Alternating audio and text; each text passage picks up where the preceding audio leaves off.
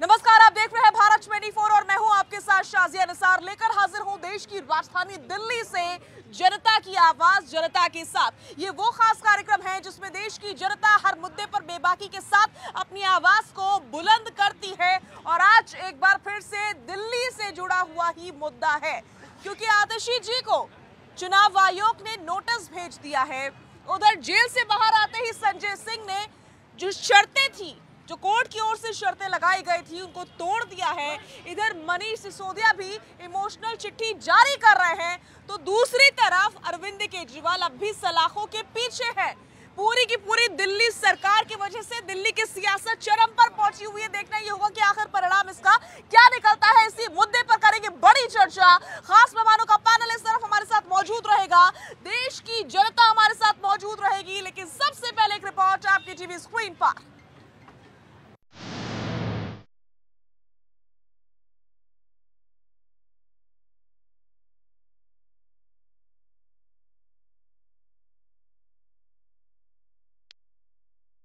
आज ऐसा लग रहा है कि इलेक्शन कमीशन भी भारतीय जनता पार्टी के सामने नतमस्तक हो गया है। आतिशी इसी तरह का की आतिशबाजी करती रहती है, इसी तरह का बयान देती रहती है। धोखेबाजी, जालसाजी, रिश्वत के केस में जमानत पर छूटे हैं और बाकी जेल में हैं। पहले तो माफी मांगे पूरे देश से कि जेल में बंद अरविंद केजरीवाल के दाएं शहीद भगत सिंह की फोटो और बाएं बाबा साहब अम्बेडकर की फोटो लगा के पूरे देश का अपमान कर रही है। उसकी चिंता नहीं है। जो शिकायत करना है चुनाव आयोग से करें, राजनीतिक दल हैं, शिकायत करने को स्वतंत्र हैं। जवाब हम भी देंगे। उन्होंने बेबुनियाद आरोप लगाया, हमने उनको चेतावनी दी, उन्होंने माफी नहीं मांगी, हमने कंप्लेन किया भारतीय जनता पार्टी ने। अब इलेक्शन आयोग ने उनको नोटिस दिया है। देश की जनता हमारे साथ जुड़ चुकी है, सभी का भारत 24 पर बहुत बहुत स्वागत है। और दूसरी तरफ है खास मेहमानों का पैनल। कौन कौन खास मेहमान हमारे साथ मौजूद रहने वाले हैं, सभी का तारुफ जल्दी से करवा देते हैं। हमारे साथ मौजूद रहने वाले हैं विमल सिंह, कुलदीप यादव, संजीव कौशिक जी, स्वागत है आपका। सर्वेश पाठक जी, डॉक्टर संदेश यादव मौजूद रहेंगे और साथ ही साथ अनिल गर्ग जी भी अपनी उपस्थिति दर्ज करवाएंगे। संजीव जी के साथ मैं शुरुआत करने जा रही हूँ। संजीव जी, कई सारे मुद्दे हैं यूं तो, लेकिन महत्वपूर्ण ये कि आतिशी जी ने 2 से 3 दिन पहले एक आरोप लगाया बीजेपी के ऊपर कि बीजेपी चाहती है कि वो आम आदमी पार्टी छोड़ करके बीजेपी ज्वाइन कर ले, लेकिन अब तक कोई सबूत नहीं दिया है इस बात का आतिशी ने। इसी तरह से कुछ दिन पहले दिल्ली के मुख्यमंत्री ने भी कहा था, उनके दरवाजे पर भी पहुंच गए थे क्राइम ब्रांच वाले और 6 घंटे तक तमाशा नौटंकी करते रहे। सवाल यह है कि देश के प्रधानमंत्री जब किसी को कहते हैं कि ये आरोपी 70 करोड़ का भ्रष्टाचारी, तो कम से कम वहाँ भी एक बार क्राइम ब्रांच को पहुँचना चाहिए, वहाँ भी एक बार जाके उपस्थिति दर्ज करानी चाहिए। खास करके इलेक्शन के समय केवल और केवल एक ही एजेंडा है भारतीय जनता पार्टी का कि आपकी जुबान बंद कर दी जाए, आप कुछ बोल नहीं पाए। कौन नहीं जानता है यहाँ पे? आप बताइए कि 10 सालों में मेरे पास जितने रिकॉर्ड है, मैं बताऊँ कि देश में कितने ऐसे सरकार थे स्टेट के जो गिरे और भारतीय जनता पार्टी ने बना लिया। और आपके पास यदि कोई आंकड़ा हो या यहाँ जितने लोग खड़े हैं यदि कोई आंकड़ा हो कि भारतीय जनता पार्टी की सरकार थी, टूट गई, गिर गई और विपक्षी पार्टियों ने बना लिया। कौन नहीं जानता है कि खरीद फरोख्त का काम भारतीय जनता पार्टी करती है, ऑपरेशन लोटस चलाती है, सब लोग जानते हैं। लेकिन जुबान नहीं खोलना है आपको। जुबान खोलेंगे खामोश कर दिया जाएगा इलेक्शन कमीशन के द्वारा, ईडी के द्वारा, सीबीआई के द्वारा। ठीक है संजीव जी, आप कह रहे हैं कि ऑपरेशन लोटस चलाती है बीजेपी, खरीद फरोख्त करती है बीजेपी, लेकिन इस बार जो आतिशी जी की ओर से महत्वपूर्ण आरोप लगाए गए हैं, गंभीर आरोप लगाए गए हैं, उनका कुछ तो सबूत होगा। क्योंकि पहले बीजेपी ने नोटिस भेजा था, कल मैं यही सवाल पूछती रही और आज चुनाव आयोग की ओर से भी उनको नोटिस भेज करके यही सवाल पूछा गया। सबूत क्या है? सबूत दीजिए। आज 2019 के इलेक्शन में आप देखेंगे कि भारतीय जनता पार्टी के कई लोगों ने इलेक्शन कमीशन के जो नियम कानून होते हैं उसका उल्लंघन किया। विपक्षी पार्टियों ने आरोप लगाया, जाके उनके यहाँ कंप्लेन दर्ज कराई, कोई सुनवाई नहीं। लेकिन एक बार सत्ता पक्ष वाले लोगों को कभी आरोप लगाते हुए देखिए, फिर देखिए कि किस तरह से इलेक्शन कमीशन की दांतें तीखी होती है और विपक्षी पार्टियों को पकड़ती है। ये दोहरा मानदंड है, सारे लोग जानते हैं। लेकिन सबूत ना देना तो क्या समझा जाए कि आतिशी जी झूठ बोल रही हैं?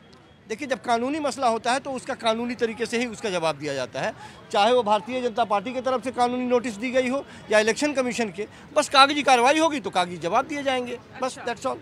ठीक है सर्वेश जी, इधर संजय सिंह की बात कर लेते हैं। कोर्ट की ओर से कुछ शर्तें दी गई थी, उन शर्तों को अब पालन करना था बाहर जाने के बाद से, लेकिन ऐसा हुआ बिल्कुल भी नहीं है। संजय सिंह बाहर आते हैं जेल से और इंटरव्यू देना शुरू कर देते हैं, प्रेस कॉन्फ्रेंसेस करना शुरू कर देते हैं, बड़ी बड़ी बातें, बड़े बड़े दावे फिर से शुरू। और एक बार फिर से कुछ ऐसा हुआ जिसके बाद से उनका विरोध शुरू हो गया है, सवाल उठ रहे हैं, शर्तें तोड़ दी गई।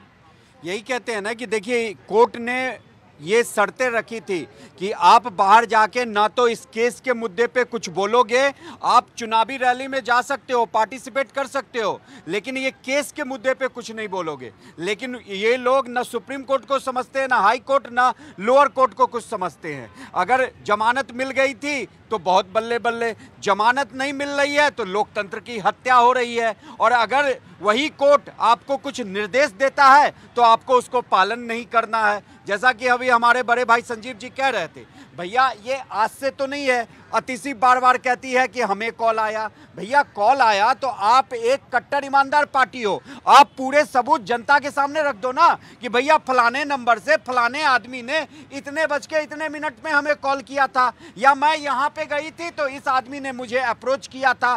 तो ये पता तो चलना चाहिए ना कि बीजेपी जो अगर खरीद फरोख्त में लिप्त है तो आखिर वो कौन सा बंदा है जो ये काम कर रहा है। देश को भी पता हो, हमारे माननीय उच्च न्यायालय को भी पता हो, तब तो उस पर कोई कार्रवाई की जाएगी। आखिर क्यों नहीं करते हैं ये लोग उजागर? इनके मन में कहीं ना कहीं डर है। और सबसे बड़ी बात है कि ये झूठ की फैक्ट्री है। अगर कुछ इसमें सच्चाई होती तो पता चल गया होता। दूसरी बात, संजय सिंह अभी जमानत मिली है आपको, जमानत पे बड़े बड़े नेता हैं, राहुल गांधी है, सोनिया गांधी है, पी चिदम्बरम है। आपको कहीं इस केस से बरी नहीं कर दिया गया है कि आप इस केस से मुक्त हो गए हो। आप पे जो आरोप लगा था उस आरोप से आप मुक्त हो गए हो। आपको अभी भी ईडी जब चाहेगी कोर्ट में, जब जरूरत पड़ेगी, न्यायालय को बोल के आपकी जमानत रद्द करवा सकती है, जैसे कि सतेंद्र जैन के केस में हुआ। तो इसलिए जो आपको गाइडलाइंस दी गई है, आप उसी को, न्यायालय की प्रक्रिया से आए हैं बेल लेके, तो कम से कम उनका मान और सम्मान करना सीखिए। ठीक है, मनीष सिसोदिया जी के बारे में बात कर लेते हैं। मनीष जी इमोशनल चिट्ठी जारी कर रहे हैं, क्या ये समझा जाए अनिल गर्ग जी कि आम आदमी पार्टी के नेता जनता को इमोशनल किए बगैर रह नहीं सकते हैं? कभी केजरीवाल जी इमोशनल करते हैं चिट्ठियों के जरिए, कभी उनकी पत्नी जी आकर के इमोशनल करने की कोशिश करती हैं, कभी संजय सिंह कुछ और बोल देते हैं, कोशिश वही होती है। और अब मनीष जी की चिट्ठी। देखिए, जब से आम आदमी पार्टी बनी है, बल्कि आम आदमी पार्टी बनने से पहले जब से इनका आंदोलन चला है, आप पूरे इसको गौर कर देखेंगे तो इनका काम ही है जनता को भावनाओं से खेलना। इन्होंने जितनी जितनी बातें की उन पे एक पे भी नहीं चल रहे। किसकी भी बात कर लें, अभी आप मौजूदा किस्सा ही देख लीजिए। केजरीवाल ने खुद ईडी को बताया कि मुझे नहीं, ये जो आपके आरोपी हैं ये आतिशी को रिपोर्ट करते थे, ये सौरभ को रिपोर्ट करते थे। आतिशी ने शाम को कहा मैं खुलासा करूंगी कल सुबह। अगले दिन क्या खुलासा किया? नहीं, हमें तो गिरफ्तार करने वाले ही हैं, राघव चड्ढा और दुर्गेश पाठक को भी करने वाले। ये 4 नाम ईडी को किसने दिए? ये 4 नाम ईडी को क्या किसी बीजेपी के नेता ने दिए या किसी और ने लाके? ये आम आदमी पार्टी के नेता ही बता रहे हैं ना, हमारी चेन तो ऐसे चल रही है। फिर आरोप लगा दिया, आरोप लगाया, मेरे करीबी ने मुझे कहा है। आप अपने करीबी का नाम बता दीजिए, आप कम से कम कोई तो सच बताइए। देखिए, इनकी परंपरा रही है आरोप लगाओ और भाग जाओ, फिर ये कहेंगे हमने जांच कर ली। नहीं, जांच भी खुद करते हैं, रिजल्ट भी खुद करते हैं। ना तो इनको किसी सरकारी जांच एजेंसी में भरोसा है, ना इलेक्शन कमीशन में भरोसा है, किसी में भरोसा नहीं है। लेकिन देश में सिस्टम तो है, इस सिस्टम के तहत इनको आना भी पड़ेगा और जांच में सहयोग भी करना पड़ेगा, नहीं तो अवमानना सहनी पड़ेगी। ठीक है, लेकिन मेरा सवाल ये था कि इमोशनल करने की आदत जाएगी नहीं, ऐसा लगता है आम आदमी पार्टी के नेताओं की। संदेश जी, मुझे ये समझना है क्या इस बार फिर से दिल्ली की जनता वाकई आम आदमी पार्टी के नेताओं से इमोशनल होने वाली है? देखिए, केजरीवाल जी का और उनकी पार्टी का सबसे बड़ा मुद्दा क्या है? आज वो लोग क्या प्लानिंग करके कौन सा प्रोपेगेंडा बना रहे कि वो अपने आप को बाबा साहब अम्बेडकर और भगत सिंह के बीच में एक फ़ोटो लगाते हैं जिसपे वो जेल का एक चित्र बना देते हैं और अपने आप को साबित करना चाहते हैं कि हम इस देश के क्रांतिकारी हैं और हम इस देश में वो बदलाव कर रहे हैं जो कोई नहीं कर रहा है। कौन सी शक्ति है, कौन सी ऐसी ताकत है, कौन सी ऐसी अथॉरिटी है जिस पे बैठ के केजरीवाल की पत्नी कुर्सी पे बैठ के दोनों तरफ तिरंगा झंडा लगाती हैं और सामने भाषण देना शुरू कर देती हैं कि आपके केजरीवाल ने चिट्ठी भेजा। आप किसको इमोशनल करने की बात कर रहे हैं? ईडी कोई सरकार चलाती है? ईडी एक तंत्र है जो हर सरकार में उतना ही काम करता है। ये सारे जो मामले हैं, अगर 9 बार ईडी के आप समन के बाद नहीं जाते हैं तो आप रोज भाजपा का एजेंडा बनाते हैं। देश में क्या भाजपा का ही एजेंडा काम करता है? आप पहले से प्री प्लान करते हैं कि हमको जाना है, अब हमारा नंबर आने वाला है, अब 2 साथी हमारे और जोड़ दिए जाएंगे, अब हमारी पत्नी का नंबर आएगा। सारी भविष्यवाणियाँ, पूरी प्लानिंग केजरीवाल जी पहले से लिख देते हैं, जेल में बता देते हैं कि अब इसका नाम जाके लेना है, और वो बाहर आके वो भावुकता भरी कहानी शुरू हो जाती है। क्या निकालेंगे इससे हम आधार? क्या समझ में आ रहा है? दिल्ली की जनता को आप इतने वर्षों से बेवकूफ़ बना रहे हैं। आप 3 बार मुख्यमंत्री हैं, दिल्ली के डेवलपमेंट पे आपने बात नहीं की। सुबह से शाम तक नरेंद्र मोदी को कोसना आम आदमी पार्टी वालों का एक मुख्य आधार बन गया है, क्योंकि नरेंद्र मोदी की जब तक चर्चा नहीं करेंगे इस देश में किसी भी पार्टी, चाहे आम आदमी हो, चाहे गठबंधन की कोई भी पार्टी हो, जैसे अखिलेश यादव ने पीडीए बनाया, परिवार डेवलपमेंट अथॉरिटी बनाई, जितने दल उनके साथ जुड़े हैं उनका क्या विकास का मुद्दा है? सिर्फ अपने परिवार के लोगों को बचाना, खुद को बचाना, और सियासत दर बदर हमेशा अपने पास रखना। केजरीवाल जी क्या कर रहे हैं दिल्ली में, और दिल्ली की जनता को दे क्या रहे हैं? कितने मॉडल उन्होंने स्कूल खड़े कर दिए, कितने मोहल्ला क्लिनिक उन्होंने चला दिए। ऐसी कौन सी स्क्रिप्ट आम आदमी पार्टी में कौन व्यक्ति लिखता है जिसकी भविष्यवाणी प्रभु से पहले, राम से पहले आपके पास आ जाती है, और आप जो कह के जाते हैं वो सब साबित हो जाता है, वो सच होने लगता है। आपका स्क्रिप्ट राइटर कौन है? आतिशी जी ने कहा कि मैं खुलासा करूंगी, जैसा भाई साहब कह रहे थे। उन्होंने खुलासा क्यों नहीं किया? उन्होंने खड़े होकर मीडिया को जाकर के बीजेपी के कार्यकर्ता के घर जाके बोलना चाहिए था। इस आदमी ने मुझसे कहा कि भाजपा के लोग चाहते हैं हम उनको ज्वाइन करें। आप में ऐसी कौन सी खूबी है कि भाजपा के नेता चाहेंगे आप ज्वाइन करिए? कल गौरव जी कांग्रेस को छोड़ के बीजेपी में शामिल हो गए तो देशद्रोह की बात करिए, सनातन को गाली दीजिए, इसलिए आपका विकास होगा? क्या यही सिखाते सारी पार्टी के लोग बैठ के अपने एजेंडे पे? ठीक है। विमल सिंह प्लीज थोड़ा सा आगे आइए। बीजेपी के ऊपर आतिशी ने आरोप लगाए, गंभीर आरोप लगाए, और 2 नोटिस जारी हो गए। खुद बीजेपी ने भी जारी किया, उसके बाद से चुनाव आयोग भी पूछ रहा है भैया आपके पास कोई सबूत है तो दिखाइए, वरना हवाई बातें इस तरह से मत कीजिए। लेकिन अभी तक कोई जवाब ना देना क्या ये बताता है कि अपने ही बिछाए हुए जाल में आतिशी मार्लेना फंसती हुई नजर आ रही है? देखिए, मैं बताना चाहता हूँ कि भारतीय जनता पार्टी एक संवेदनशील पार्टी है और एक ईमानदार पार्टी है। नरेंद्र मोदी जी के नेतृत्व में चलने वाली पार्टी है। हमारी पार्टी के अंदर 10 करोड़ जो है सदस्य हैं, 10 करोड़ कार्यकर्ता हैं जो कर्मठ रूप से पार्टी का काम कर रहे हैं। हमें जो है इन जैसे लुटेरों का जो है साथ नहीं चाहिए। जो दिल्ली की भोली भाली जो जनता है, दिल्ली की ईश्वरी रूप जो जनता है, उनका पैसा गलत तरीके से छीन कर और ये जो है भारतीय जनता पार्टी को बदनाम करने के पीछे पड़े हुए हैं। अरे भाई, अगर भारतीय जनता पार्टी के किसी कार्यकर्ता ने या किसी नेता ने आपको कॉल किया तो आपने जिस तरीके से प्रेस कॉन्फ्रेंस किया, उस प्रेस कॉन्फ्रेंस में बता देती कि भाई इस नंबर से इस नेता ने मुझे कॉल किया है और उसने बोला है कि भाई ये जो है आजकल तो चीज़ें रिकॉर्डिंग में है। अब मान लीजिएगा आपके फ़ोन में रिकॉर्डिंग नहीं है, दूसरे फ़ोन से रिकॉर्ड कर लीजिए कि भाई इस नंबर से हमारे पास फ़ोन आया। लेकिन मैं कहना चाहता हूँ कि अब देखिए क्या है, अब देश की जनता जो है समझ चुकी है कि ये अब दिल्ली से अब जाने वाले हैं। आप देखिए, ये जब 2015 में आए थे, इन्होंने 70 वादा लेकर आए थे अरविंद केजरीवाल जी। इन्होंने कहा था कि हम दिल्ली को जो है लंदन और पेरिस बना देंगे। इन्होंने कहा था कि भाई देखिए, स्कूल और शिक्षा, स्वास्थ्य काम बहुत अच्छा जो है, हम चारों तरफ से शिक्षा और स्वास्थ्य को एकदम बढ़िया जाल बिछा देंगे। स्वास्थ्य की बात करूं तो आपने देखा था कोविड के टाइम में सबसे अगर कोई खराब प्रदेश अगर साबित हुआ तो दिल्ली हुआ। दूसरी चीज़, शिक्षा की बात कर रहे हैं। अरे बिल्डिंग बनाने से शिक्षा व्यवस्था सही नहीं होता है। टीचर्स की वैकेंसी भरी है ना, वहाँ पे जो है देखिए, वहाँ पे बच्चे, आज अगर शिक्षा व्यवस्था इतना ही अच्छा था तो 17वें नंबर पे दिल्ली का नाम क्यों आता है कि आप देखिए पहले नंबर पे उत्तर प्रदेश, बिहार और यहाँ के लड़के जो है टॉप करते हैं, दिल्ली 17वें नंबर पे। तीसरी चीज़ मैं बता देना चाहता हूँ, इन्होंने कहा था कि भाई साहब हम जब दिल्ली में आएंगे ना, जब मुख्यमंत्री बनेंगे, हम लग्जरी व्यवस्था को लेकर नहीं चलेंगे। आपने देखा शीश महल बनाया 62 करोड़ का। उसके बाद आपने देखा कि इन्होंने कहा था हम गार्ड वार्ड लेकर नहीं चलेंगे, अपने साथ किसी प्रकार का कोई पुलिस जो है अधिकारी लेकर नहीं चलेंगे। लग्जरी पूरा गाड़ी का व्यवस्था ये लेकर चलने वाले लोग हैं। मैं तो अरविंद केजरीवाल जी के घर पे 10 दिन गुजरात जाते हैं तो ऑटो में चलते हैं, देखा नहीं आपने? तो वो दिखावा है ना, वही तो दिखावा है, वो दिल्ली की जनता समझ चुकी है। मैं उनके घर अच्छा, जब वो सिक्योरिटी ले ले तब दिखावा नहीं होता? अरे भाई साहब, अगर हम अपनी बातों पर अगर नहीं रुकते हैं, प्रधानमंत्री जी ने जो भी अपने मैनिफेस्टो में कहा वो हम पूरा करके दिखाया। हमने कहा कि हम 3 तलाक पे बिल लाएंगे, हमने लाया। हमने कहा 370 धारा खत्म करेंगे, हमने किया। हमने कहा कि भाई सीए लाएंगे, वो भी कहते हैं कि हमने बिजली पानी मुफ्त कर दिया। तो वही तो मैं कह रहा हूँ, बिजली पानी आप जाके देखिए ना, दिल्ली ईस्ट में जाकर देखिए, पानी जो है गंदा पानी आ रहा है। बहुत सारे हमारे कार्यकर्ता हैं और बहुत सारे ऐसे घर हैं जहाँ से जो है स्वच्छ पानी तक नहीं आ रहा है। और बिजली का बिल, हाँ देखिए, आप जनता जवाब दे रही है। बिजली का बिल जो बात कर रही है, तो बिजली का बिल जो है आप देख लीजिए, किसी किसी के यहाँ 2-2 हज़ार आ रहा है, किसी किसी यहाँ 50-50 जा रहा है। आजकल तो खबरें ये भी चल रही हैं कि ओला का ऑटो बुक कर लो, किराया आना होना है 100 रुपए, 1 करोड़ आ जाता है। देखिए ये तो इलेक्ट्रॉनिक फॉल्ट है, इस पे तो उसमें भी इलेक्ट्रॉनिक फॉल्ट हो सकता है। इलेक्ट्रॉनिक फॉल्ट कहाँ से हो सकता है? आप देखिए, आपने देखा था कि अभी अरविंद केजरीवाल जी दिल्ली के एक मोहल्ले में गए थे और एक वहाँ पे जो है नागरिक अपना बिल लेकर आ गया और उन्होंने अधिकारी को फ़ोन किया और अधिकारी को फ़ोन करके बिजली का बिल उसका माफ़ कराया। मैं ये कहना चाहता हूँ कि मैं उनके घर के बाहर मैं 10 दिन अनशन पे बैठा था, मेरे से ज़्यादा कौन जानता है उनको। जब वो सुबह निकलते थे तो एकदम फटी हुई मतलब कपड़ा और ढीला ढाला सा पेन लगा कर निकलते थे, जब रात में 9 बजे के बाद निकलते थे तो सूट बूट पहन कर निकलते थे। तो मैं उसका तो पूरा गवाह हूँ, क्योंकि मैं उनके घर के बाहर ही बैठा था और ऐसा नहीं था कि मैं पार्टी के साइड से कोई किसी मुद्दे पर बैठा था। मैं एक दिल्ली की जनता, ना किसी पार्टी नागरिक होने के नाते बैठे थे और उसी आधार पर आप यहाँ पर अपनी बात रख रहे हैं। प्लीज कुलदीप जी आगे आइए। बहुत सारा विरोध, बहुत कुछ हो रहा है इन दिनों, लेकिन अभी अभी जो मनीष सिसोदिया की चिट्ठी का जिक्र हुआ कुछ देर पहले, उस पर मैं बात करना चाहूंगी। इमोशनल करने की कोशिश जनता को हो रही है।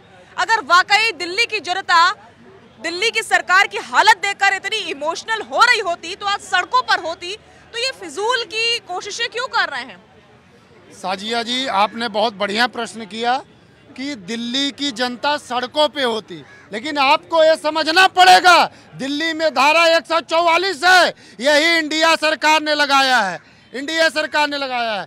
और आज ये भारतीय गठबंधन में तो आप लोग हैं, मैं बता NDA की बात कर रहा हूँ, और यही भारतीय जनता पार्टी आप देखिए जौनपुर से धनंजय सिंह को अरेस्ट करके अंदर कर देती है और ब्रिजभूषण शरद सिंह के ऊपर इतना बड़ा प्रोटेस्ट करना पड़ता है, फिर कहीं सुप्रीम कोर्ट के द्वारा उनके ऊपर मुकदमा दर्ज होता है। और 2 करोड़ जनता की सम्मान की बात है, वो इमोशनल नहीं कर रहे हैं, जनता विश्वास करती है, वो इंडिया के फाइटर है और वो ताला टूटेगा सब बाहर आएंगे। अभी हमारे बीजेपी के प्रवक्ता जी बोल रहे हैं कि सबके ऊपर मुकदमे हैं, सब जमानत पे बाहर है।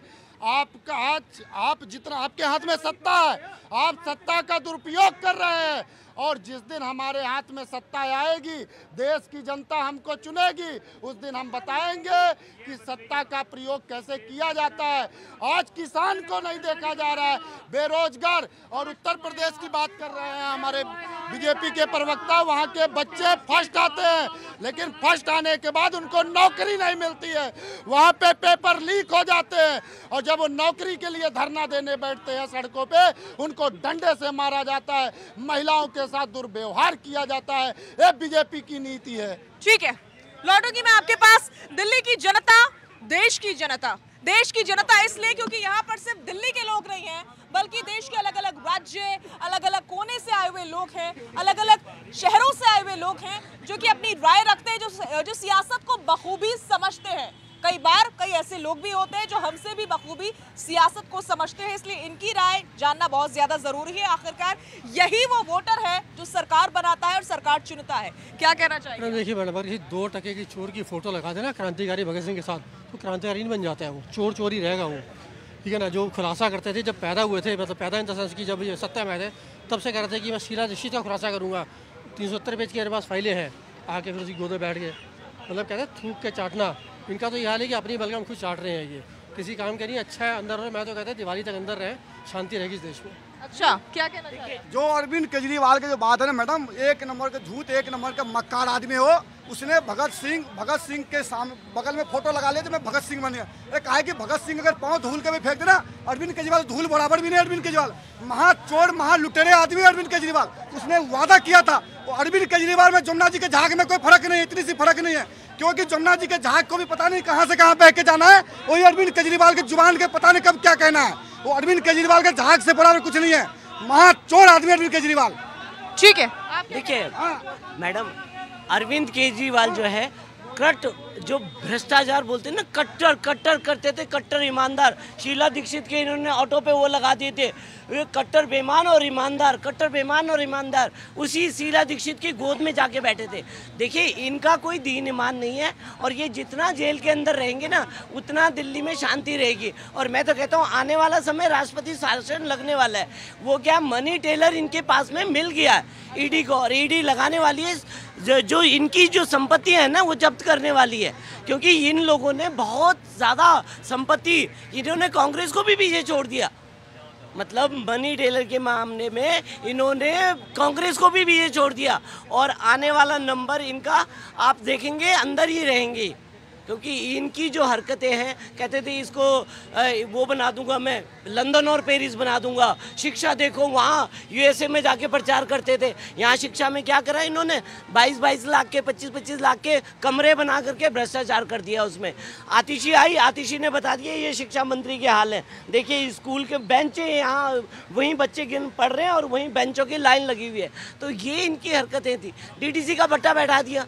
डीटीसी की आप देखिए, पहले शीला दीक्षित के टाइम पे 6,750 बच्चे हुआ करती थी, आज की डेट में 250 बसें। तो इन्होंने हर जगह में भ्रष्टाचार। अब जल बोर्ड का देखिए 59,000 करोड़ का घोटाला है, इसमें भी इन पे धाराएं लगने वाली है। ठीक है, यहाँ से कौन बोलना चाहता है?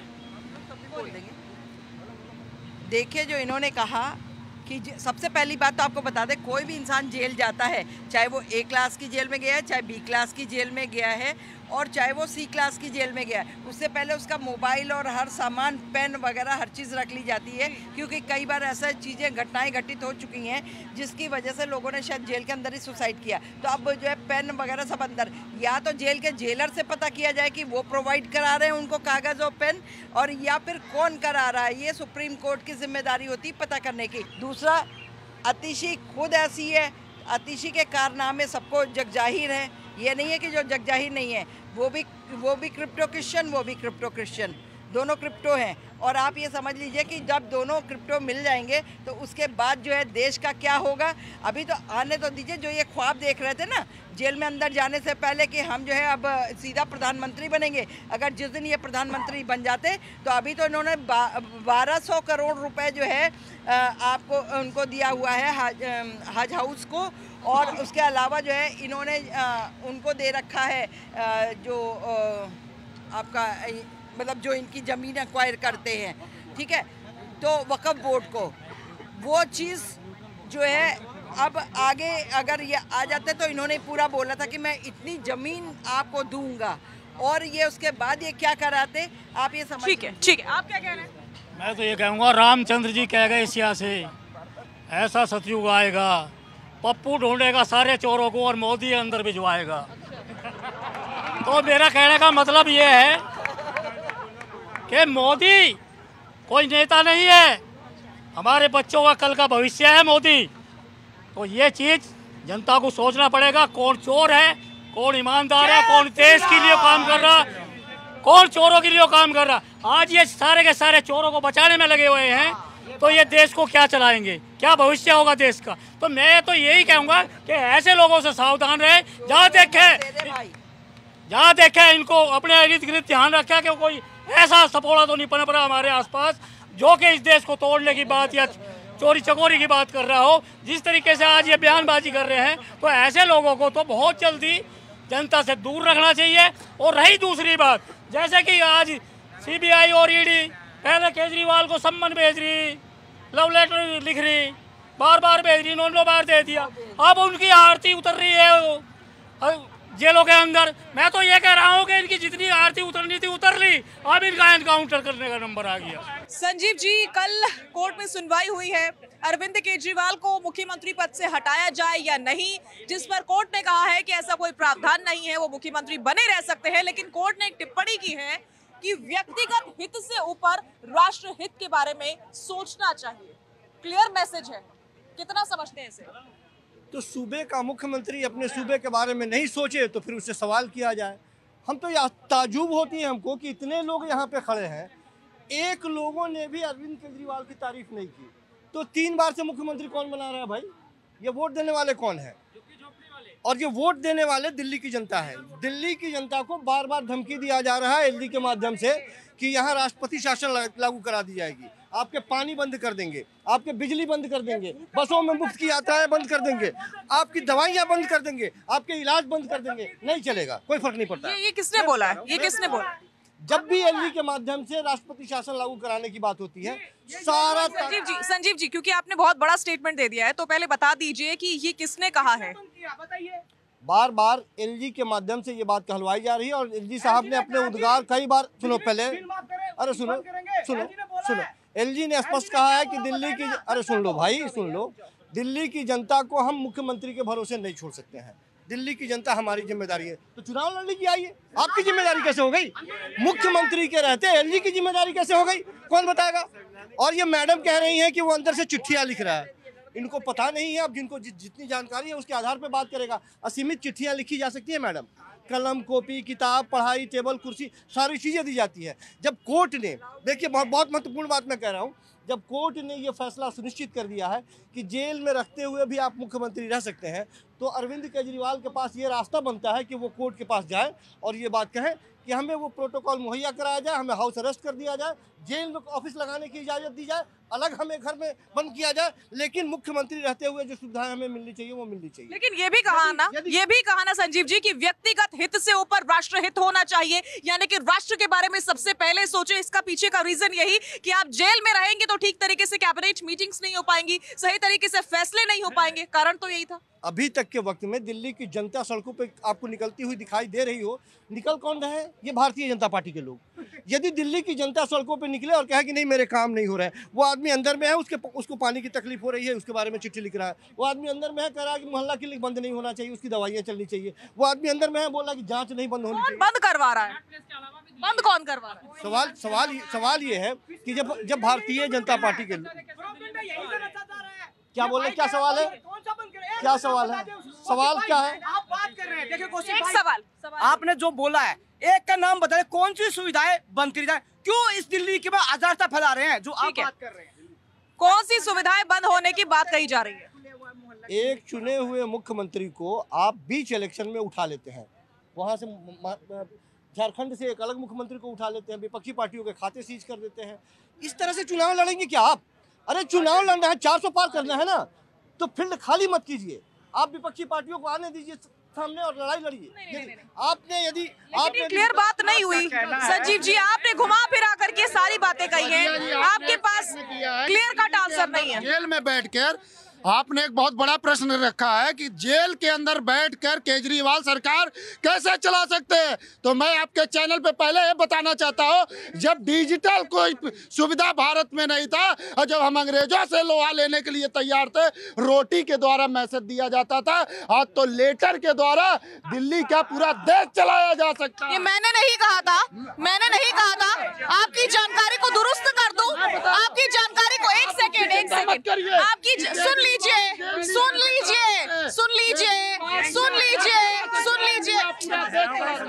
आपको सुनना है। कोर्ट ने कहा है कि व्यक्तिगत हित से ऊपर राष्ट्र हित होना चाहिए। कोर्ट ने कहा है, पहले अपनी जानकारी को दुरुस्त कीजिए। मेरी टिप्पणी नहीं है, ये कोर्ट की टिप्पणी है। साजिया जी, अभी कौशिक साहब हमारे इतने बड़े बड़े बातें बोल रहे थे, मुझे बताइए तो कि अगर कैबिनेट की बैठक होगी वहाँ पे, तो जो भी पेपर पेन का यूज होगा और जो भी कागज वहाँ पे निर्णय होगा वो सीधा जेलर के पास जाएगा। तो फिर जो कैबिनेट की बैठक में वो जो गुप्त निर्णय होता है या एक प्राइवेसी होती है, वो क्या प्राइवेसी रह पाएगी? दूसरी बात कि ये बड़े बड़े बातें कर रहे हैं। लालू यादव भी चुना हुआ मुख्यमंत्री था, सबसे बड़ा देश का भ्रष्टाचारी, क्योंकि उसको भ्रष्टाचार के उसमें हमारे न्यायालय ने सजा दी है। वो भी तो अपनी वाइफ को बना के तब गया था जेल, वो क्या सिटिंग मुख्यमंत्री नहीं था? और आप बात करते हो हेमंत सोरेन की। अरे भैया, ऐसा मुख्यमंत्री कौन जो अपने नाम पे अपने राज्य का वो खनिज क्या कहते हैं खादान अपने नाम पे कर लेगा? आज तक आपने देखा कांग्रेस ने इतने भ्रष्टाचार किए देश ने, लेकिन ऐसा नहीं किया कि देश की जो खादानें हैं अपने नाम पे लिखवा लेगा। किसने कहा था कि भाई खादान अपने नाम पे लिखवा लो? भ्रष्टाचार करने के लिए अरविंद केजरीवाल को, हेमंत सोरेन को, लालू यादव को क्या बीजेपी आरएसएस ने कहा था करने को? या देश की जनता ने कहा था? ठीक है, ठीक है, देश की जनता की बात सुन लेते हैं। जनता कुछ कहना चाह रही है, उसके बाद से लौटेंगे मेहमानों के पास में। मैं ये कहना चाह रहा हूँ सर्वेश जी और ये हमारे जो बीजेपी के प्रवक्ता बड़े बड़े कह रहे हैं भ्रष्टाचार के, बड़े बड़े कह रहे हैं कि हम भ्रष्टाचार मुक्त देश को कर रहे हैं। मैं ये कह रहा हूँ आपने बीजेपी को भ्रष्टाचार युक्त कर लिया। कैसे कर लिया? आज 33% नेता कांग्रेस के जो भ्रष्टाचार से लिप्त थे वो किसमें? बीजेपी में 33। आज ये कल आपका क्यों सुनता ना ईडी गठबंधन को प्रत्याशी नहीं मिले। प्रत्याशी कहाँ से मिलेंगे?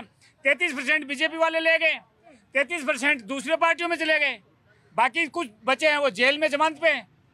किसको टिकट देगी जनता को? आपको देंगे। सुनो, मुझे नहीं चाहिए टिकट। मैं ये कहना चाह रहा हूँ, मेरा कहना तात्पर्य आप यही देख लो। आपके चैनल पे कौन है? 2 आदमी विपक्ष के हैं, 4 पक्ष के हैं। कैसे बातें चलेंगी? कैसे देश चलेगा जब विपक्ष नहीं है? तो यहाँ तो ये भाई साहब कह रहे हैं कांग्रेस रोटी से संदेश देते थे। अरे भाई ये आज़ाद मुल्क है, आज़ाद मुल्क में आप अंग्रेजों की बातें ही क्यों करते हो? वरना तो फिर आप आज़ादी नहीं करनी चाहिए। अब आप उनसे बीजेपी वालों से मेरे को ये पूछ के बताओ कि आपने कांग्रेस युक्त बीजेपी क्यों कर ली? ठीक है, जवाब लेंगे। बोलिए, क्या बोला चाहते हैं? मैडम मैं तो ये देख रहा हूँ अभी ये भाई साहब कह रहे थे जेल से जैसे सरकार चलेगी।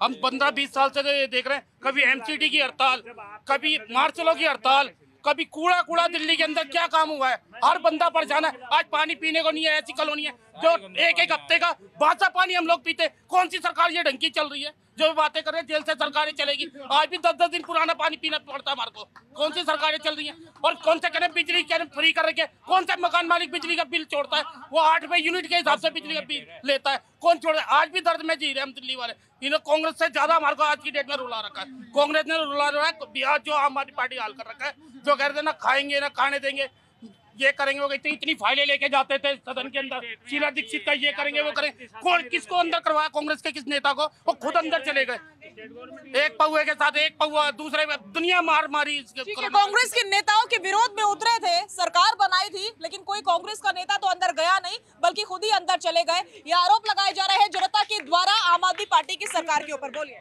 देखिए मैम, अभी मैं सुन रहा था कांग्रेस के प्रवक्ता को, वो कह रहे थे जब हमारी सरकार आएगी, मतलब कहने का मतलब जब इंडिया की सरकार आएगी तो इंडिया ही किसको सरकार आएगी तो ये बदले की भावना रखते हैं। महिला का सामान ये करते नहीं, कंगना का इन्होंने बहुत जो क्या सबको मालूम है। उसके बाद अभी इन्होंने हेमा मालिनी का जो उनको बारे में बोला सुरजेवाले ने, वो भी सबको बताया कि कांग्रेस कितना महिलाओं का सम्मान करती है, सामने आ रहा है लोगों के। पर मैं ये कहना चाहता हूँ आपको, आप बदले की भावना मत रखो। आप ये कह रहे हो हमारी सरकार आएगी, जो भी एक ठग बंधन गठबंधन जितने भी, आतिशी भी यही कह रही थी। आज वो एक पेपर पढ़ के बता रही थी इमोशनल कि वो ये कह रही थी मुझे खरीदना चाहते थे, मुझे हमारी पार्टी में आ जाओ तो आपके सब गुनाह माफ़ हो जाएंगे। यही आतिशी के वर्ड है। मैं ये कहना चाहता हूँ, ये क्या प्रेस मीडिया में आके ये बताने की आवश्यकता है जो दल बदल के आ रहे हैं और आपको इतना खौफ और डर नहीं है अंदर जाने का, तो आप जाइए, कोई आपको मना थोड़ी करेगा। आप इस्तीफा दीजिए, जाइए आप। पर अब इसका सबूत इनको देना पड़ेगा कोर्ट को। आतिशी को कोर्ट को समय दिया है कल तक का, कोर्ट केस इन पे लग गया कि प्रूफ लाइए। अगर प्रूफ नहीं है तो आप अंदर जाने के लिए तैयार हैं। ठीक है, विमल सिंह जवाब देना चाह रहे हैं। देखिए मैं कहना चाहता हूँ कि अभी इन्होंने बोला कि भारतीय जनता पार्टी, देखिए भारतीय जनता पार्टी कहती है कि हम भाई चोरों को जो है अंदर डालेंगे। हमारा 2014 में जब हम आए थे ना, तो हमारा यही गाना था कि हम देश नहीं लुटने देंगे, सौगंध मुझे इस मिट्टी की, हम देश नहीं मिटने देंगे। हम ये कहना चाहते हैं कि अगर आप सही हैं, अगर आपकी शराब नीति सही थी तो आपने वापस क्यों लिया? ये देश की जनता को आप जवाब दीजिए। और दूसरी चीज़, भारतीय जनता पार्टी के कार्यालय से तो संजय सिंह को जमानत नहीं मिली है ना, जमानत तो कोर्ट से मिला है। और दूसरी चीज़, आप एक बात बताइए, आम आदमी पार्टी के लोग जो है अगर गलत कर रहे हैं, आप देखिए अरविंद केजरीवाल ने 2 नाम बताया कि भाई आतिशी जी और सौरभ भारद्वाज जी, दोनों लोग जाके जो है मिलते थे और वो आके मुझे बताते थे। भाई भारतीय जनता पार्टी का कोई कार्यकर्ता तो नाम नहीं लिया नहीं है। फिर प्रेस कॉन्फ्रेंस करके जो है आतिशी जी ने और सौरभ जी ने 2 नाम और दिए हैं। तो मैं कहना चाहता हूँ कि ये सब जो है ना मुख्यमंत्री बनना चाहते हैं। ये चाहते हैं कि ये संजीव जी हैं तो संजीव जी जेल चले जाए, हम मुख्यमंत्री बन जाए। अभी सर्वेश्वर जी हैं, सर्वेश्वर जी मुख्यमंत्री जेल चले जाए, मुख्यमंत्री हम बन जाए। तो ये सब आपस में जो है ना सत्ता को पाने के लिए एक दूसरे का नाम ले रहे हैं। दूसरी चीज़, अभी संजीव जी ने कहा कि जो है भारतीय जनता, अभी हमारे मित्र कह रहे थे कि भारतीय जनता पार्टी सारे कांग्रेसियों को ले रही है। भारतीय जनता पार्टी एक संवेदनशील पार्टी है, प्रधानमंत्री के जी के नीति और कांग्रेसियों को नहीं, सारे विपक्ष को ही ले रही है कि करके पहले आरोप लगाती है, फिर उस नेता को अपने बीजेपी में शामिल कर लेती है। इस तरह से विपक्ष ही खत्म हो रहा है। देखिए मैं कहना चाहता हूँ कि पहली चीज कि जिसके ऊपर आरोप थे वो आज भारतीय जनता पार्टी के अंदर उनके आरोप खत्म नहीं है, उनके ऊपर जांचें चल रही है। मैं आपको डिस्कस कर रहा हूँ। दूसरी चीज सुन लीजिए भैया, दूसरी चीज सुनिए ना भाई साहब, सुनिए ना। दूसरी चीज देखिए, आज देखिए मैं कहना चाहता हूँ कि भारतीय जनता पार्टी की नीति को लेकर, विकास को लेकर, योजनाओं को लेकर अगर हमारे पार्टी में कोई आता है तो हम उसको तहे दिल से स्वागत करेंगे। अगर साजिया जी आप हमारे घर आएंगी और कहेंगी कि मुझे आपके घर जाना, तो आपको मना थोड़ी ना करेंगे, आपको तो आपका स्वागत करेंगे ना, तो हम स्वागत करते हैं। ठीक है संजीव। 2014 के बाद याद कीजिएगा, आप लोगों को एक आंकड़ा देते हैं। 2014 के बाद में 11 मुख्यमंत्री विपक्षी पार्टियों के भारतीय जनता पार्टी ने समेटा है। 399 मतलब कि 400 कद्दावर नेता, उसमें कांग्रेस पार्टी भी है, विपक्षी पार्टियां भी है, इनके खेमे में आया है। और तकरीबन 99 से ज्यादा भ्रष्टाचारी, जिन लोगों के लिए इन लोगों ने अभियान छेड़ रखा था कि ये सारे भ्रष्टाचारी है, सब इनके पास है। ये क्यों आए? देश बुरी बात, देश, अरे सुन लो भाई, सुन लो। राजनाथ सिंह से जब पूछा जाता है कि विपक्षी पार्टियों के भ्रष्टाचारी आपको भाते क्यों हैं, तो खुलेआम वो मंच पे कहते हैं कि हमें कोई एतराज नहीं है, कोई आना हो आ जाए हमारे पास, आरोपी हैं आ जा। निर्मला सीतारमण से पूछा जाता है, वो भी कहते हैं कि हमें कोई एतराज नहीं है, जो आना है आ जाए हमारे पास, सारे भ्रष्टाचारी। संजीव जी एक चीज बताइए, आपने बहुत अच्छी बात कही और सचमुच ये भ्रष्टाचारी बीजेपी में आए। मुझे बताइए, सीधी फाइट में कांग्रेस ने बीजेपी को हिमाचल हराया, कर्नाटक हराया, दिल्ली में एमसीडी में केजरीवाल ने हराया और सबके सब ने बीजेपी पे भ्रष्टाचार का आरोप लगाया था। 40% वो कमीशन का कर्नाटक में, क्यों नहीं बीजेपी का एक भी एमएलए जेल के अंदर है? अशोक गहलोत 5 साल राजस्थान में रहा, वसुंधरा राजे की सरकार पे तोहमत लगाया था, क्यों नहीं एक भी बीजेपी का एमएलए जेल के अंदर गया? बताइए मुझे। यही केजरीवाल लेंटर माफिया का नाम लगा रहा था दिल्ली में पार्षद पे, क्यों नहीं बीजेपी का एक भी पार्षद के ऊपर दिल्ली के किसी भी कोर्ट में केस हुआ है? यह आम आदमी पार्टी ने क्यों नहीं किया? हिमाचल में अभी तो सुक्खू सरकार है, क्यों नहीं एक भी बीजेपी का एमएलए जेल के अंदर है? मुझे इस बात का जवाब दीजिए आप। 10 सालों में ईडी ने 5609 केस दायर किए हैं। उसमें से जितने भी विपक्षी पार्टियों के ऊपर केस किए गए थे, 96% विपक्षी पार्टियों के लोग हैं साजिया। और कन्विक्शन, अरे सुन तो ले भाई, और कन्विक्शन मिलेगा तो केस तो उसी पे होगा ना। विपक्षी 10 सालों में ऐसा होता है कि कोई सरकार में कोई करप्शन ही नहीं किया हो, 10 सालों में कलई उतर जाती है।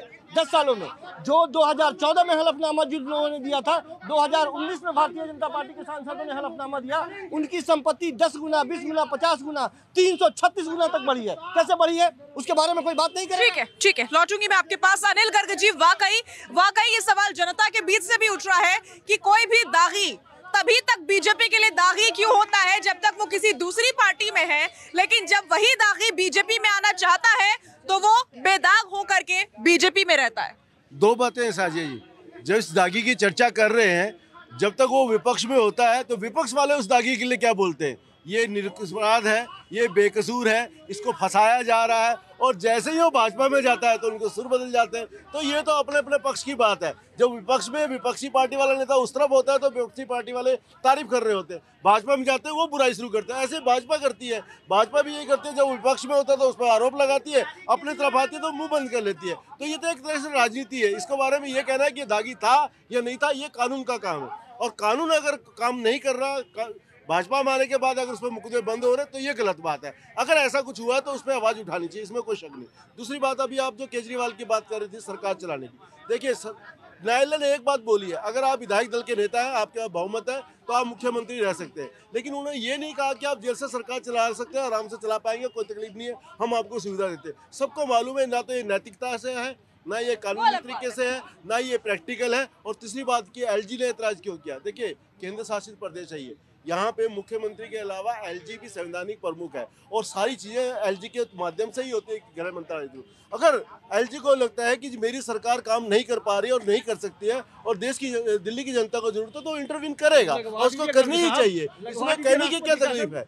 ठीक है संदेश जी, दिल्ली की जनता बहुत ज्यादा शिकायत कर रही है कि दिल्ली में गंदा पानी आता है, इतना गंदा पानी आता है कि पानी का रंग सफेद से काला आता है, ट्रांसपेरेंट तो होता ही नहीं है। ठीक है, दिल्ली की सरकार कोई काम नहीं कर रही है, दिल्ली में विपक्ष क्या कर रहा है? वो सड़कों पर क्यों नहीं होता? बीजेपी के सांसद कभी नजर क्यों नहीं आते? सिर्फ अपने घरों में क्यों बैठे रहते हैं?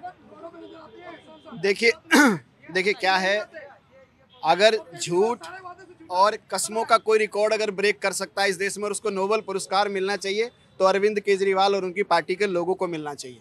और भारत सरकार को एक स्पेशल पद्मश्री अनाउंस करना चाहिए कि जो केजरीवाल की पार्टी में सबसे ज़्यादा झूठ के रिकॉर्ड बना के आएगा उसको हम राष्ट्रीय मंच पे सम्मानित करेंगे। आम जनता की बात, 3 बार के आप मुख्यमंत्री हैं, जितनी योजनाएं दिल्ली की सरकार को आप देते हैं किसके हवाले से देते हैं? आप चुनाव में खड़े होकर भाषणबाजी करते हैं, फ्री की रेवड़ी बांटते हैं और सारी वो ठीक है, लेकिन मेरा सवाल इस बार दिल्ली के विपक्ष पर है। दिल्ली का विपक्ष कहाँ रहता है? नहीं, दिल्ली का विपक्ष अपना काम कर रहा है ना। आज अगर सुबह से लेकर मनोज तिवारी कितनी बार सड़कों पर नजर आए? मनोज तिवारी सड़कों पर क्यों नहीं आते? मनोज तिवारी उनसे बैठ के बार-बार सवाल करते हैं, सामने से बैठ के करते हैं। और कोई भी व्यक्ति आम आदमी पार्टी का सिवाय झूठ के, सिवाय झूठी कहानी की कोई बात करने को तैयार नहीं है। आम आदमी को क्या मिला? आपने जितनी योजनाएं आम आदमी को दी हैं उस सबका पैसा आपको केंद्र सरकार से चाहिए, सारा पैसा आपको भारतीय जनता पार्टी की सरकार से चाहिए और सबको फ्री सुबह से लेकर शाम तक बांटना है। आप योजनाओं पे बात करिए, आप डेवलपमेंट पे बात करिए, आप विकास की बात करिए। राष्ट्रवाद और लोकतंत्र में राष्ट्र के साथ चलने के लिए कोई भी व्यक्ति, जितने मेरे भाई बहन साथी यहाँ खड़े हैं, हर व्यक्ति राष्ट्रवाद में राष्ट्र के साथ चलना चाहता है, लोकतंत्र में अपनी बात को कहना चाहता है, अपनी सभ्यता को मनवाना चाहता है, अपना विकास चाहता है, अपने लिए सुख सुविधाएं चाहता है। उनको कौन सी सुविधाएं दी जाती हैं? जब देने की बात आती है और नहीं दे पाते तो इसी भारतीय जनता पार्टी के ऊपर ठीकरा फोड़ा जाता है। जैसे अभी भाई कह रहे थे कि हम 10-10 दिन पुराना पानी पी रहे हैं, तो केजरीवाल जी के जो भी यहाँ प्रवक्ता हैं, जो भी उनके सलाहकार हैं, उनको ध्यान देना चाहिए। अब तीसरी बार फिर भी मैं कहूंगी कि ठीक है, दिल्ली की सरकार एकदम कुछ नहीं कर रही है, कोई काम नहीं कर रही है, पूरी दिल्ली सरकार जेल में बैठी है, लेकिन विपक्ष की जिम्मेदारी है, अगर वो मजबूत विपक्ष है दिल्ली में तो जाए घर घर, चेक करे, दिखाए तस्वीर, काम करे, आवाज उठाए। लेकिन बिल्कुल डेड, यहाँ पर सिर्फ सोशल मीडिया पर, ट्विटर पर आवाजें उठती हैं, जमीन पर कौन जाता है? आज अगर केजरीवाल जी जेल में है तो विपक्ष की कार्रवाई की वजह से जेल में। विपक्ष सुबह से शाम तक दिल्ली की जनता को ये बताता है कि दिल्ली का मुख्यमंत्री क्या कर रहा है, आपके साथ कौन से वादे पूरे किए जा रहे हैं। जैसे भी हमारी बहन जी कह रही थी कि मोहल्ला क्लीनिंग में कुत्ते घूम रहे हैं, बताइए, तो ये आम जनता है, ये बताती है ना इनके साथ क्या हो रहा है। तो विपक्ष अगर काम नहीं करता है तो जितनी कार्रवाइयां हो रही है उनकी जानकारी कैसे मिलती है ईडी को? ठीक है, ईडी अपना वर्किंग कैसे करती है? ठीक है, सारी जानकारी ईडी को ही मिलती है। ठीक है, बोलिए मैडम। अगर ये सही कह रहे हैं तो अरविंद केजरीवाल कहाँ गलत है? कहाँ गलत है? ये जो झूठ है, ये झूठ है। जनता को बरगला रहे हैं।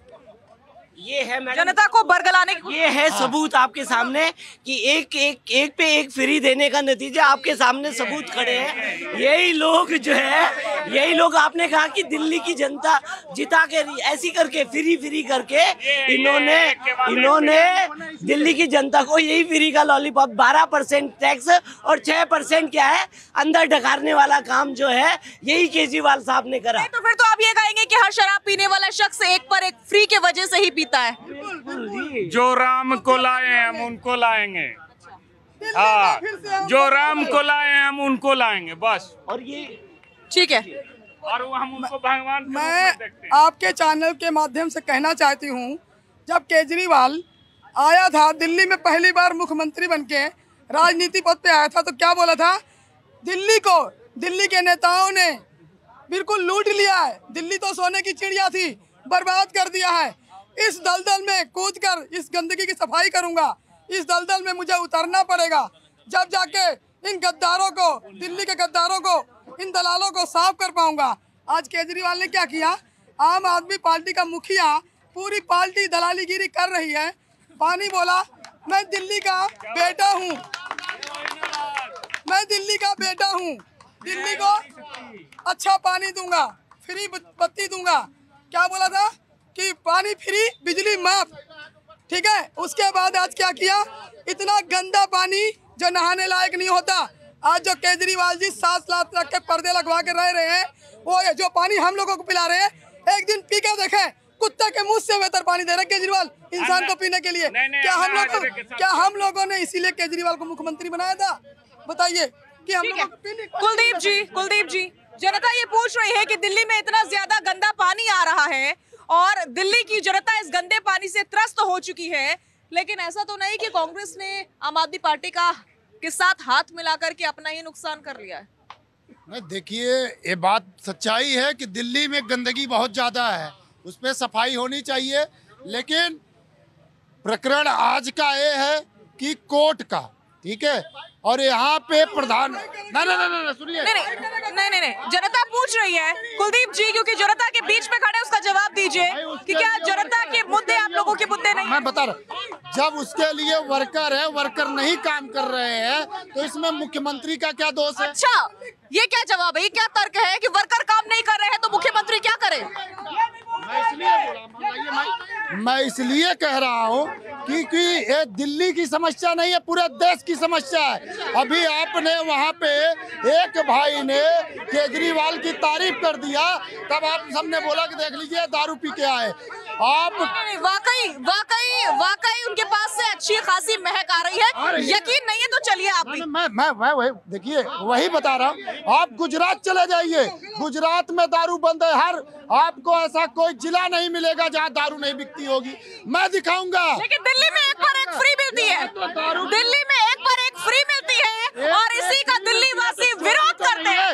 ये चोरी तो नहीं है, ये चोरी तो नहीं है। मोदी जिस प्रकार से जनता को गुमराह करते हैं, झूठ की रेवड़ी देते हैं, वही विपक्ष के नेताओं के ऊपर तरह तरह के इल्जाम लगाकर उनको फंसाने का काम ये जो भारतीय जनता पार्टी काम कर रही है, ये निराधार है। और आज दिल्ली तो इनको दिख रहा है, लेकिन उत्तर प्रदेश नहीं दिख रहा है। उत्तर प्रदेश के किसानों का दर्द नहीं दिख रहा है। तो इधर की तस्वीरें प्लीज दिखा दीजिए। में रहते हैं, आप जाइए ना, आप गाय की बात करते हैं, भगवा लहराने की बात करते हैं। आप उत्तर प्रदेश की गौशालाओं में जाइए, वहाँ पे आप देखिए गाय के शरीर में हड्डियां बची। आप अपने विरोध में आवाजें सुन रहे हैं, कितना विरोध हो रहा है आपकी बात का? ये अंधभक्ति है जो इनका बोल रहा है। एक बार मेरे साथ चले, मैं पैसे से ले चलूंगा, दिखाऊंगा कि उत्तर प्रदेश में गाय। तो दिल्ली क्यों नहीं दिखता आप लोगों को? दिल्ली क्यों नहीं दिखता आप लोगों को? दिल्ली क्यों नहीं दिखता है? भाई आप पूरे देश की बात करिए, आप एक जगह की बात कर रहे हैं। आप पानी पी लीजिए कुलदीप जी, नहीं आप पानी पी लीजिए प्लीज। क्या बोलना चाह रहे हैं आप लोग? कौन बोलना चाह रहा था? मैडम दिल्ली में है, दिल्ली का विकास की बात करें, उत्तर प्रदेश की ना करें। उत्तर प्रदेश में उत्तम प्रदेश बना दिए हैं, आप दिल्ली की बात करिए ना। दर्द क्यों? मैं उत्तम प्रदेश बन गया आज भाई साहब। यूपी, आप यूपी का विकास देखिए, यूपी में 10 साल पहले यूपी का आज का देखिए विकास क्या हुआ है। यूपी की बात मत करिए, दिल्ली की बात करिए। ठीक है, बता रहा हूँ मैं, तू काका ऐसी बात कर रहा हूँ काका। अरे हम तो मोदी है, वोट देंगे रे, हम तो हमेशा मोदी के रहे, ठीक ले, हम तो मोदी के काका। सुन ले, हम अंधभक्त लाए मोदी के। ठीक है, रुक जाइए। संजीव जी, ये तस्वीरें देखिए और लोगों की आवाज सुनिए। ये दिल्ली की जनता है जो इकट्ठा हुई है बड़ी तादाद में और एक सुर में बोल रही है कि दिल्ली में पानी तो वाकई बहुत खराब है। देखिए, निश्चित तौर पर जनता दुखी है तो निश्चित तौर पर उसका इलाज होना चाहिए। जिस भी इलाके में पानी की तकलीफ है वो बात पहुंचनी चाहिए। और यदि सरकार नहीं सुनती है तो यही जनता है ना, इसी जनता ने सर पे बिठाया है, यही जनता उठा के पटकेगी, तो इसकी आवाज वहां तक पहुंचनी चाहिए। मेरा मानना यही है। तो आपको ऐसा लग रहा है कि यहाँ से भी कानों तक आवाज नहीं पहुँचती होगी आम आदमी पार्टी के नेताओं को? देखिए, यहाँ की आवाज जो है ना, ये पहुँचने वाली आवाज भी नहीं है। आप समझ रही है कि ये कौन सा आवाज चल रहा है? तो ये सही है, आप अपने अनुसार चूज कर लेते हैं कि ये हमारे बंदे हैं या नहीं है। नहीं, हम किसी के बंदे नहीं, सब हमारे बंदे हैं, सब हमारे अपने लोग हैं। हम सिर्फ ये बोल रहे हैं कि दिल्ली की गरीब जो है ना, गरीब खुश है, गरीब को कोई परेशानी नहीं है, गरीब को समय पे राशन मिल रहा है। तिलक नगर इलाके में आइए, तिलक नगर इलाके में आइए, मैं आपको दिखाती हूँ, जगह जगह कूड़ा पड़ा हुआ है। उससे गरीब प्रभावित नहीं होगा। और ये पानी की समस्या इस बार नहीं आई है, हर बार जितनी बार गर्मी जैसे ही शुरू होती है, ये गंदा पानी दिल्ली वाले को पीना पड़ता है, और वो गंदा पानी भी किसी एरिया में नहीं आता है। तो आप कैसे बोल रहे हो कि गरीब की समस्या नहीं है? पानी पी के कितने लोग बीमार हुए हैं यहाँ पे? पानी पी के कौन? ये तो दिल्ली सरकार जवाब देगी ना, दिल्ली सरकार के पास इसका डेटा होना चाहिए। ये बिल्कुल फर्जी बात है साथिया, ये बिल्कुल फर्जी बात है, इसका कोई मतलब नहीं है। आप दिल्ली की जनता को गलत और फर्जी कैसे कह सकते हैं? हट्टे घट्टे तंदुरुस्त दिखाई दे रहा है, बीमार कौन है? कोई बीमार नहीं है यहाँ पे, सारे स्वस्थ हैं, मुस्कुराते हुए चेहरे, ये खूबसूरत। गलत बात सर। मैडम, मेरा सवाल राम मंदिर वालों से, जो राम को ला सकते हैं, वो कब तक नीरव मोदी और उसको दूसरे वाले को, विजय माल्या को लाएंगे? जो राम को को ला सकते हैं वो विजय माल्या और नीरव मोदी को कब लेकर आएंगे अनिल गर्ग जी? सालों से ये सवाल पूछा जा रहा है, जवाब ही नहीं मिलता। तो मुझे तो ऐसा लगता है कि जो अभी प्रक्रिया चल रही है उस प्रक्रिया में कुछ नहीं होने का, कहीं ऐसा ना हो कि हम भी बूढ़े हो जाए और प्रक्रिया जारी रहे। पहले आप ये देखिए कि इससे पहले 2014 से पहले कितने लोग बाहर भाग गए, तो उनमें कितने आए, और उसके बाद 2014 से 2024 तक कितनी प्रक्रिया के तहत आए। पहली बात तो ये है। दूसरी बात अभी ये बार ये आरोप केस तो कपिल सिब्बल सबका लड़ते हैं, केस की कौन सी बात है। दूसरी बात जो अभी बार कह रहे हैं कि चुनाव के समय विपक्षी पार्टियों को अंदर कर दिया। आप मुझे बताइए, मनीष सिसोदिया अंदर गया, कांग्रेस ने स्वागत किया था, इसी शराब घोटाले में गया ना, कांग्रेस ने बड़ा अच्छा कहा कि भ्रष्टाचार किया जाएगा। अब समझौता हो गया तो कह रहे नहीं गलत हुआ। अब मुझे बताओ, एक ही शराब घोटाले में मनीष सिसोदिया अंदर गया अच्छा था और केजरीवाल अंदर गया तो खराब कैसे हो गया? आप अगर भ्रष्टाचार करेंगे तो आप विपक्ष में होने का फायदा नहीं उठा सकते। आप विपक्ष में है तो इसका मतलब थोड़ी अपराधियों को बाहर ही रहने देंगे। चुनाव है या नहीं है, अपराधियों की सजा जेल में ही है, अपराधियों की जगह जेल में ही, उनको जेल में ही मिलेगी। जनता की बात कर लेते हैं एक बार फिर से, बोलिए। देखिए, केजरीवाल साहब ने दिल्ली की जनता को लूटने का, ठगने का, बेईमान बनाने का काम करा है। और देखिए, एक पे एक सहानुभूति के लिए कभी अंडे बुड़वा देते हैं, कभी जापड़ खलवा देते हैं और फिर कहते हैं अब कर क्या रहे, अब वहाँ से मैडम के थ्रू सहानुभूति लेना चाहते हैं कि लोकसभा का चुनाव। अब यहाँ पहले अपनी पार्टी बचाने की मुश्किल हो रही है उनको, जैसे राहुल गांधी का हाल हो रहा है ना, केजरीवाल का हाल भी वही है। ये केजरीवाल दिल्ली को नरक में डाला है और दिल्ली के बच्चों का भविष्य खराब किया है। एक के साथ एक दारू पिला के दिल्ली की जनता का नाश किया केजरीवाल। ठीक है, इधर से कौन बोलना चाह रहा है? पहले तो सॉरी, मैं नमस्कार करना भूल गया। जी नमस्कार, बताइए। मैं ये कहना चाहता हूँ, जितने भी प्रवक्ता आपके पास आते हैं, ये तो 100% है, आपको घोल वो जो आपका डायलॉग याद है जलेबी तक। पर मैं पॉइंट ये कहना चाहता हूँ, ये एक दूसरे को पढ़ाया गया इनके नेताओं ने कि आप एक दूसरे का गुनाह छुपाइए, उसको निकालिए नहीं बाहर। जितना आप छुपाएंगे उतना बढ़ जाएगा। जितना बीजेपी और मोदी पे अटैक करेंगे तो जनता पे इसका प्रभाव पड़ेगा। यही एक कारण है, ये लोग सब इकट्ठे हो जाते हैं और घेर लेते हैं बीजेपी के प्रवक्ता को, जो वो बोल नहीं पाता और सुन नहीं पाता। कहना चाहता हूँ मैं, आम आदमी पार्टी अगर कांग्रेस तो पहले गाली बकती थी, हम इनसे कभी गठबंधन नहीं करेंगे। आज उनके साथ क्यों है? आज उन्हीं के साथ क्यों चुनाव लड़ रही है मिलकर दिल्ली के अंदर? तो बताइए, इस बात का जवाब दीजिए।